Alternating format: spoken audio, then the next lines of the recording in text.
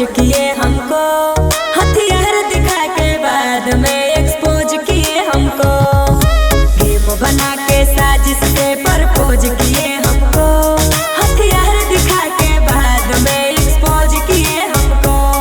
अरे मिल जाई तो कोई जोड़ा तो औकात दिखा देता यार तोरे रखो हो पिस्तौल, धड़ाधड़ गोली चला देता। जेब में रखो हो सरकार, फोन पर जिला हिला देता। यार तोरे रखो हो पिस्तौल, धड़ाधड़ गोली चला देता।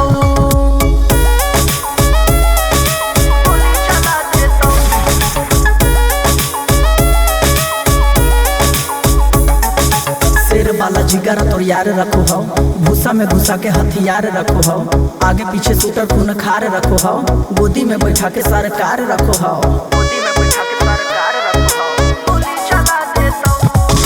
शेर वाला जिगर तोर यार रखो हो, भूसा में घुसा के हथियार रखो हो।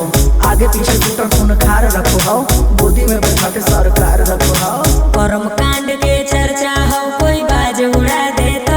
यार तोरे रखो हो पिस्तौल, धड़ाधड़ गोली चला देता। जेब में रखो हो सरकार, फोन पर जिला हिला देता। यार तोरे रखो हो पिस्तौल, धड़ाधड़ गोली चला देता।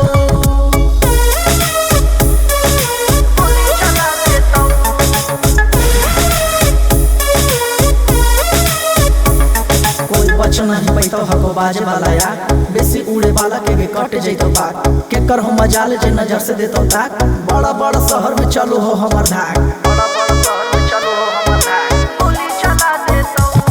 कोई बच नहीं पैतो हको बाज वाला यार, बेसी उड़े वाला के कट जैतो पाक। के कर हो मजाल जे नजर से देतो ताक, बड़ा बड़ा शहर में चलो हो हमर धाक। धीरज वर्मा सूरज सिंह तोरा सबक सिखा देता।